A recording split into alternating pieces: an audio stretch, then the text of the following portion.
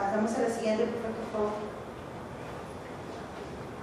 El fracaso escolar, falta de escuelas, ahí esperamos. Hay una escuela muy conocida, que es donde ha trabajado José Luis, que es el Instituto Pedagógico de Problemas de Lenguaje, a grandes rasgos, se llama IPLIA.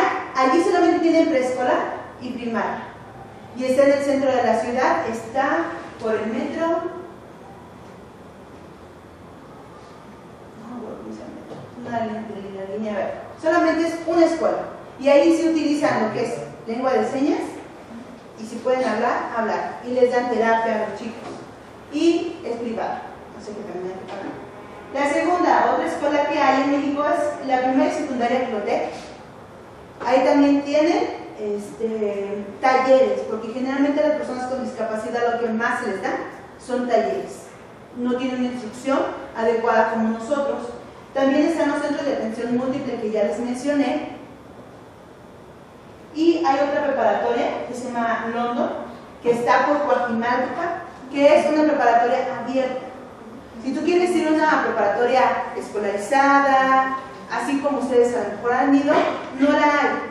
Tienen que ir a un sistema abierto. No es la misma calidad educativa que se les da en una escolarizada. Ustedes, no sé si alguien lo haya visto o conozca el sistema abierto. Es como nada más te dan la respuesta de lo que vas a hacer en el examen. Solamente. No te dan algo más, no te dan como más cultura, no te dan más opciones, no te dan más cosas en las cuales conocer, solamente las respuestas del examen. Y hay otro que es una secundaria que apenas están iniciando, que es grupos integrados específicos para hipacúsicos. Ese es un CAM que está en el centro. Estamos hablando que estos solamente están aquí, en el centro, en el Distrito Federal. Pero ¿cuántas universidades habrá de sordos en México? Pasamos a la siguiente. Solamente hay una universidad en todo México, que es la Universidad de Santa Catarina, está en Monterrey, Nuevo León, y ahí son técnicos superiores universitarios. Y ahí lo que cuentan es con intérpretes, así como José Luis y yo, lo que hacemos generalmente, bueno, más yo, que trabajo diario en la escuela, es, está el maestro, a lo mejor está el grupo de sordos, está el maestro hablando, está explicando y estoy acá haciendo señas de lo que tienen que hacer los chicos. Entonces, ese es el modelo educativo que ellos manejan. Es interesante. Y algo que estamos nosotros, bueno, ahorita en la escuela donde yo estoy, una de las chicas con la que yo trabajo, se llama Lucera, que el profe de la conoce, estamos haciendo lo que es una propuesta de ley para el Estado de México. Nosotros nos estamos basando en esta parte. Y es algo interesante. Dice, Convención Internacional de los Derechos de Personas con Discapacidad. Es una convención que promovió México en el año 2006, me parece, y fueron diferentes países en los cuales todos llegaron a un acuerdo que tenían que darle a las personas con discapacidad. En este caso, dice, los estados partes reconocerán que las personas con discapacidad tienen capacidad jurídica e igualdad de condiciones con las demás en todos los aspectos de la vida. Eso quiere decir que los sordos tienen derechos y garantías jurídicas como nosotros los oyentes. ¿Saben cuándo aprobaron esta ley aquí en México? ¿Alguien ha escuchado? Esta la aprobaron el 26 de octubre del 2011. Estamos hablando que apenas fue el mes pasado. Cuando estuvimos hablando que el Código Justino, que era exactamente lo mismo, que no les daba garantías, está redactado desde el 500, habíamos dicho. Hasta ahorita en México llegó esto, en el año 2011. Estas son la situación, profe, si pasamos a la siguiente. La situación, esta es como tal la nota total, que pueden encontrar ustedes en la página de CONADIS. Esta es la situación de los sordos en México. Lo que nosotros queremos hacer, o lo que votamos, es de que haya más escuelas para los sordos. Ustedes que están ahorita todavía estudiando lo que es la licenciatura, pueden aprender lenguaje de señas, conocer un poco más de la historia de los sordos. Aparte de que se les ayuda a ellos, es para ustedes un campo de trabajo, porque no lo hay.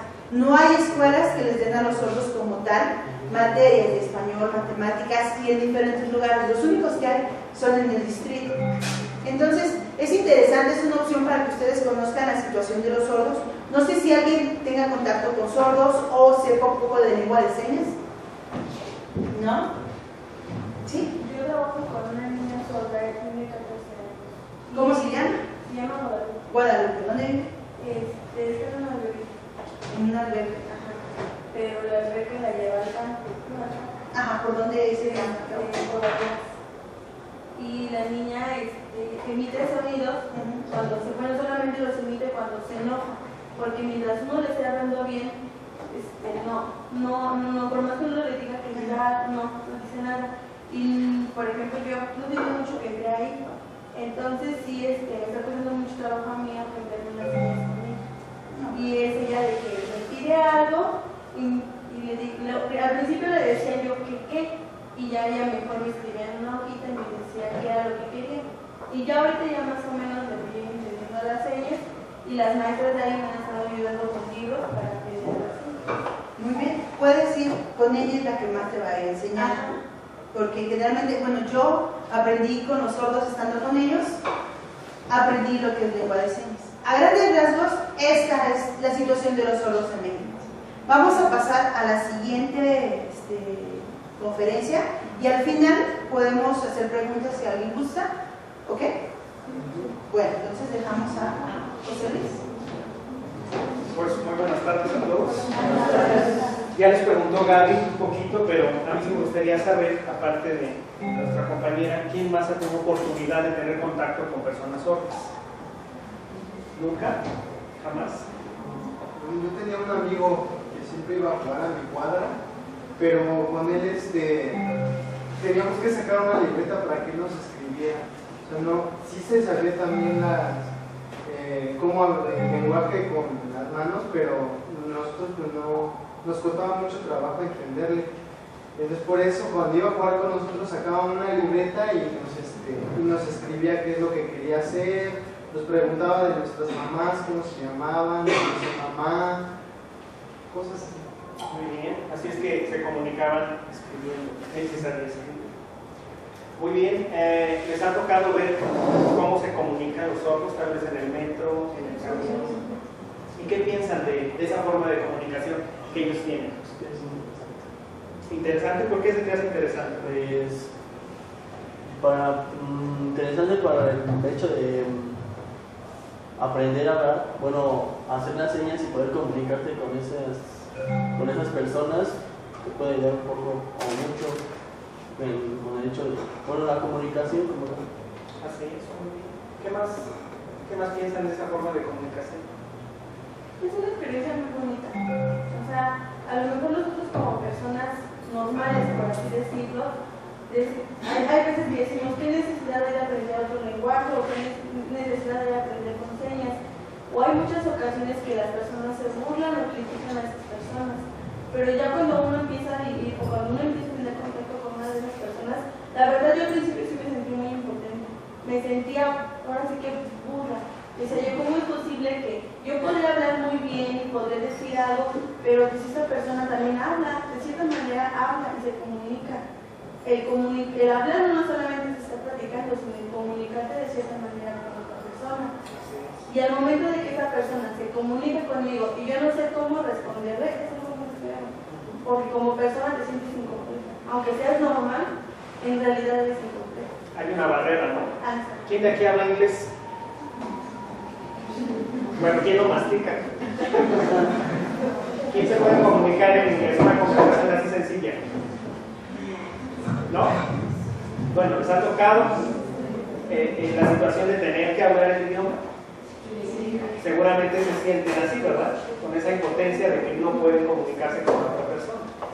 Bueno, imagínense vivir eso todos los días de su vida, con su familia, con sus amigos.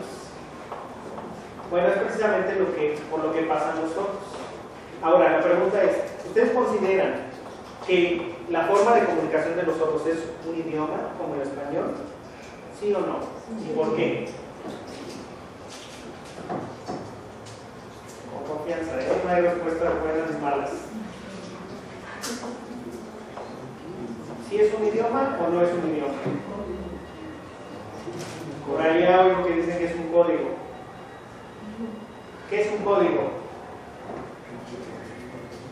Es un conjunto de signos con los cuales pueden comunicarse. Ok, muy bien. ¿Podríamos decir que el código es como un idioma?